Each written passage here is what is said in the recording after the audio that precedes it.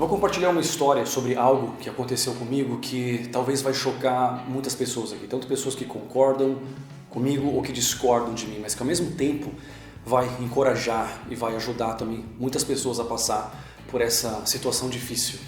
E a Oxfam publicou recentemente um relatório dizendo que 500 milhões de pessoas no mundo podem cair na pobreza. Pode ser um pouco mais, um pouco menos, a gente não sabe os números exatos, mas o fato é que mais pessoas da classe média vão cair para a pobreza e mais pessoas que já estão na pobreza vão ficar ainda mais pobres. Então, para você que já perdeu o seu sustento ou corre risco de perdê-lo, para você que está naquela ansiedade, naquela incerteza, o que eu entendo muito bem como que é e vocês já vão entender por quê.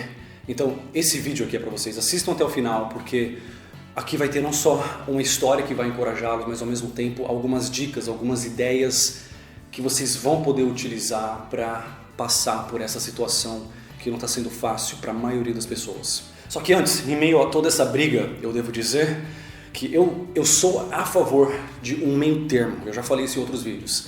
Há muitas pessoas discutindo agora um falso dilema, né? O lockdown absoluto ou então libera totalmente. Eu sou a favor de encontrar um meio termo. Eu acho que um lockdown temporário, cíclico, é inevitável. Quer você concorde com isso ou não, mesmo que você saia disso, ainda algumas pessoas em certos setores da economia, mesmo que nós liberássemos tudo agora, essas pessoas ainda assim ficariam sem o sustento delas. Porque muitas pessoas não teriam dinheiro para comprar certos produtos e serviços que não são mais tão essenciais assim. Para você que não me conhece, eu passei por 37 países até o momento, estava no meio de uma viagem como nômade digital, trabalhando online, viajando ao mesmo tempo, estava lá na Geórgia, perto da Turquia, e tive que voltar correndo para Portugal, que é onde nós estamos agora, onde que é a nossa base. E antes disso eu morei no Canadá, morei na Austrália também, eu sempre falo disso aqui no canal, para quem não me conhece, mas ao mesmo tempo, né, eu sempre falei aqui para as pessoas que eu vim da pobreza, já mostrei fotos das casas onde eu morei. Só que, ainda assim, eu continuo quase, não vou dizer todo dia, mas toda semana eu recebo alguns comentários de pessoas novas no canal, pessoas que não viram esses vídeos e que falam mais ou menos assim pra mim. Pô, é muito fácil pra você falar aí do coronavírus, lockdown e tudo mais, porque você não sabe o que é ser pobre. Você tá aí de boa na Europa, ganhando em euro, você provavelmente veio de classe média, você não sabe, nunca soube o que é ser pobre. É por isso que você não tem empatia com essas pessoas, é por isso que você fala o que você fala. E esses comentários me deram uma ideia nesse momento, de compartilhar um pouco mais a fundo, mais em detalhes a minha história. Eu não vou tentar desmentir esses comentários, não é essa a questão. Mas eu quero que isso sirva para encorajar algumas pessoas, mesmo vocês que já viram os vídeos onde eu mostrei lá o barraco onde eu morava, eu vou compartilhar aqui alguns detalhes inéditos. Eu vou começar com essa foto aqui, que é uma casinha, só tinha lá um cômodo e um banheiro, que é onde meus pais, eu e 3 irmãos morávamos de favor. Isso quando eu tinha 7 anos de idade. E com 12 anos de idade, nós moramos nessa casa aqui, dessa vez na periferia de Chapecó, no oeste catarinense. Como a gente estava sempre na Pindaíba, a gente sempre mudava de casa, em algumas nós ficávamos apenas alguns meses, e uma casa perto dessa que eu mostrei na foto, a gente não tinha nem geladeira. E morando nessa casinha aí, onde nem tinha geladeira, a situação era tão precária e ainda por cima teve um mês em que nós levamos um calote e ficamos totalmente sem dinheiro. E a única coisa que tinha para comer ali era um feijão que um fazendeiro local doou pra gente. E ao escolher aquele feijão ali, eu vi exatamente por que foi doado, né?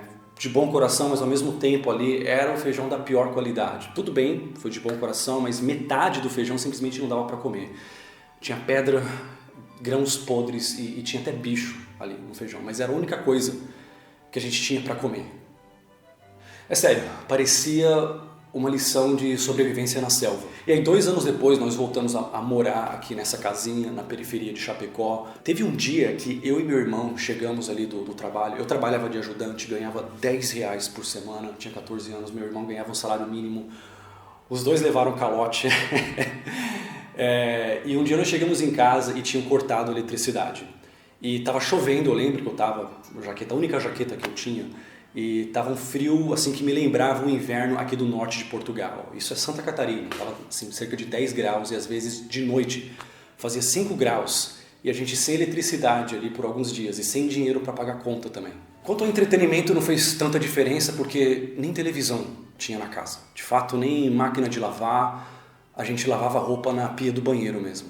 Teve um dia que eu cheguei da escola, estava sem chave e eu fui tentar pular a janela. A janela era meio alta, então quando eu fui tentar subir, eu bati essa parte aqui do braço num ferro e eu me cortei, e não sei se vocês conseguem ver aí, mas eu levei 4 pontos aqui, isso aqui abriu, né? Na hora que bateu ali eu senti uma dor, só que só depois é que eu fui sentir que tinha algo quente escorrendo ali. Quando eu olhei, tinha algo vermelho pingando ali, era sangue, então tive que ir ao hospital, levei uns 4 pontos aqui, não lembro, só que o médico receitou ali anti-inflamatório, antibiótico. Eu lembro que na época, 2001, isso era R$5, não chegava a ser R$15 de remédio. Mas a gente não comprou, porque a gente teve que fazer uma escolha. E R$15 era muito dinheiro na época, e para pessoas que mal têm arroz e feijão para comer, gastar dinheiro em remédio é complicado. E eu concordei, e nós decidimos que era melhor correr o risco, fica de olho, passa lá água com sal, se inflamar, volta para o hospital, mas vamos tentar não comprar o remédio, porque senão esse dinheiro vai fazer muita falta.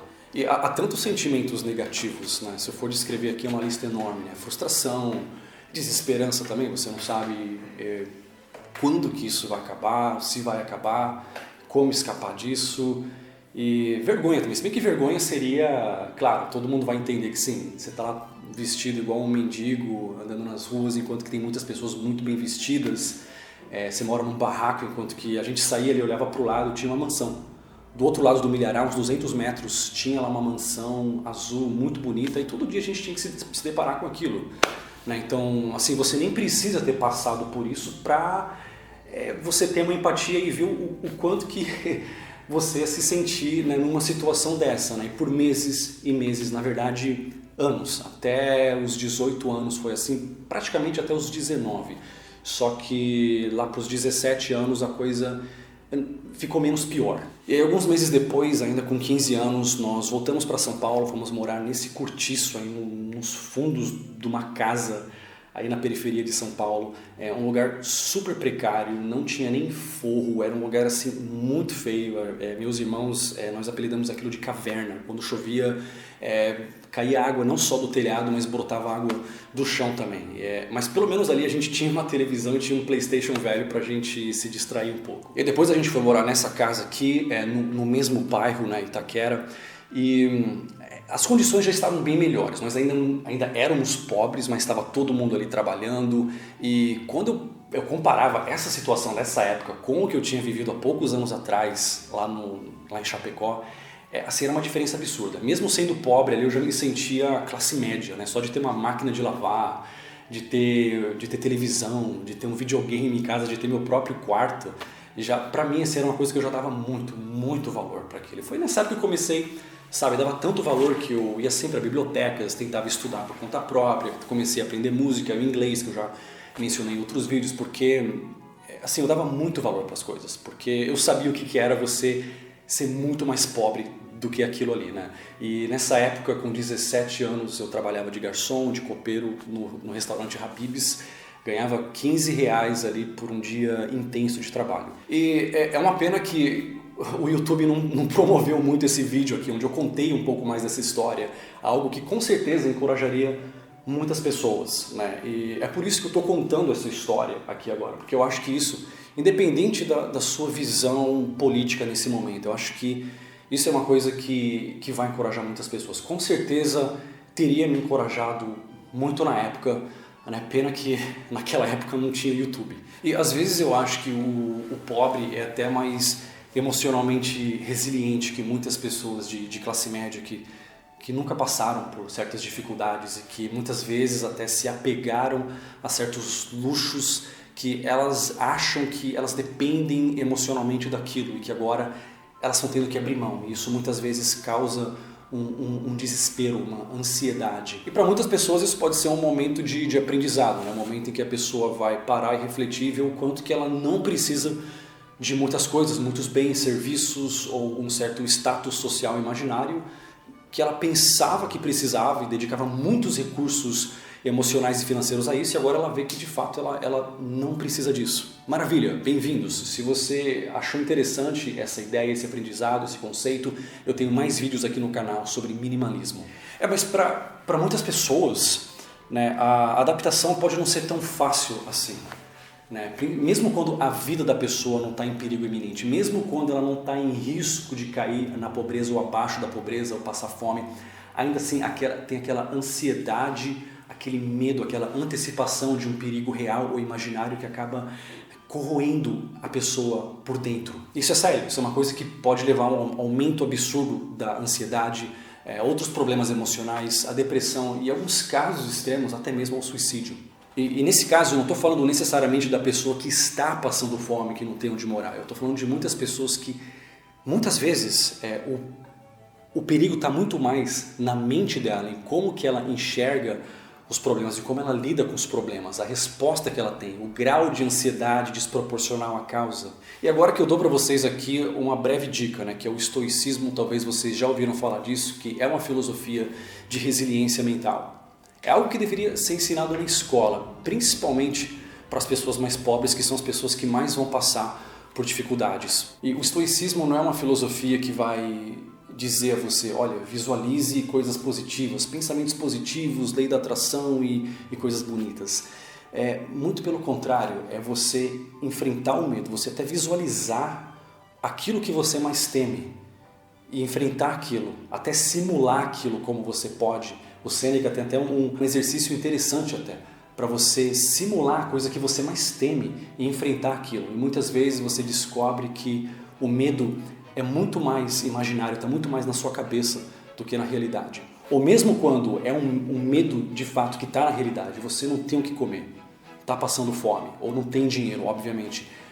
O estoicismo é uma coisa que vai te ajudar a ter a resiliência mental para navegar e atravessar essa tempestade. Ou mesmo quando a coisa não está tão ruim assim, de repente você tem o que comer, você não vai passar fome, você tem onde morar. Só que você está com pouco dinheiro, você perdeu o emprego e não tem mais aquela oportunidade de seguir aquela carreira. Ou então isso afetou totalmente os seus planos. Muitas pessoas aqui, num canal onde eu falo muito sobre morar em outros países, né, muitas pessoas assistem justamente para pegar informação para isso, muitas pessoas comentaram aqui dizendo que a pandemia abalou totalmente os planos de imigração que elas tinham para 2020, que agora vão ter que adiar para 2022 ou até mesmo depois. Então é esse um momento de reinvenção. Às vezes você quer mudar a trajetória da sua vida por livre e espontânea vontade. Tá tudo bem, você simplesmente quer algo diferente. Maravilha. Ou em muitos casos, para muitas pessoas agora que estão vendo isso, você não queria mudar. Aconteceu algo chamado pandemia, coronavírus, crise mundial, e isso te forçou a mudar e agora você vai ter que se reinventar. Então vou deixar para vocês aqui um vídeo que é um bate-papo que eu fiz o ano passado com um especialista em mudança, em reinvenção de carreira. Eu tenho certeza que desse vídeo vocês vão extrair muitas ideias interessantes, valiosas, que vão te ajudar nessa reinvenção de carreira ou até mesmo reinvenção de vida, que é o que muitas pessoas vão ter que fazer no momento. E a mensagem final agora é uma mensagem de ajuda para pessoas que precisam de uma ajuda mais imediata. Eu estou falando de alimentos. No vídeo anterior eu falei dessa campanha, a minha sogra, que é professora, está envolvida nessa campanha para levar cestas básicas para moradores da comunidade de Morumbizinho, na zona leste de São Paulo. Muitos de vocês ajudaram, muito obrigado. Aqui estão algumas fotos aí dos moradores recebendo os alimentos que muitos de vocês ajudaram a comprar, então muito obrigado. E para vocês que podem, que têm condições, eu vou deixar o link aqui. Você pode ajudar com o que você puder no momento, ou caso você esteja na área e queira ajudar de outra forma, ou se você tem um mercado e quer doar diretamente esses alimentos a essas pessoas, então entre em contato pelo link abaixo. Bem pessoal, então por enquanto é isso, eu vou deixá-los aqui com 2 vídeos relacionados. Esse vídeo aqui, onde eu falei como que o inglês revolucionou a minha vida e eu expliquei um pouco mais aí da minha história, e tem esse outro vídeo aqui que foi a da minha transição de carreira, né? Por que eu saí da Austrália, resolvi trabalhar online e morar em Portugal. Então muito obrigado e nos vemos no próximo vídeo.